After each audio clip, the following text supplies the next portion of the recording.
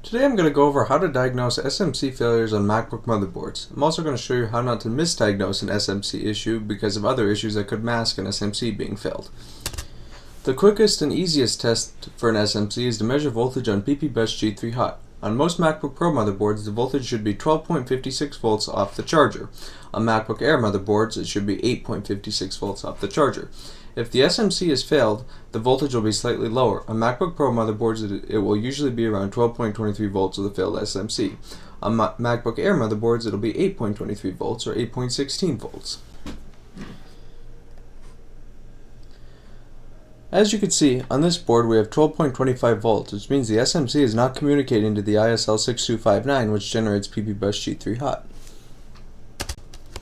If your voltage on PP Bus G3 Hot is 12.23, or 12.25, or 8.16 or 8.25, don't automatically assume the SMC. There are a few other issues on the board that can cause the voltage to be low. We're going to go over those next. If you remember earlier in the video, we discussed the ISL6259 communication to the SMC. A failed ISL6259 can cause your PP Bus G3 Hot voltage to be low. Commonly this presents as a short on one of the SMC, SDA, or SCL data lines. These signals are going to show up on pins 10 and 11 of the ISL6259, U7000 or U7100 on MacBook Air motherboards. And on either line we do not have a short, so we could possibly rule out the ISL6259 being bad. Another reason your PP Bus G3 Hot voltage can be 12.23 volts is a failed D6905 shorting one of the SMC data lines to ground. Since we already checked for a short, we can rule this out. Let's have a look at the SMC area on this 820-3115 board.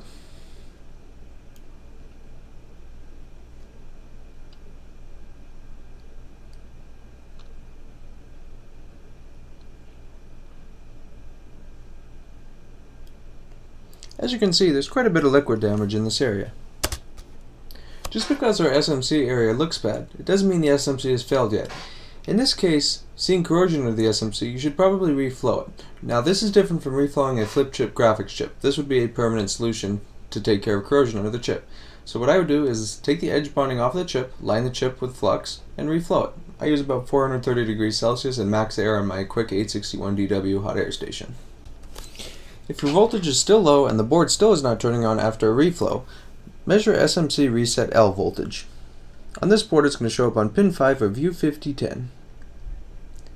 As you can see, it's 0.48 volts.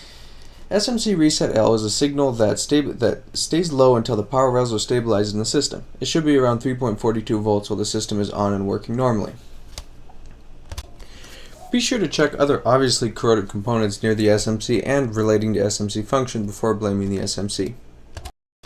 Before blaming the SMC for SMC reset L voltage being low, remove U5010 and see if the voltage goes up. If the voltage goes up, U5010 was probably shorted, replace it and your board should be good to go. If the voltage stays the same, chances are your SMC is dead.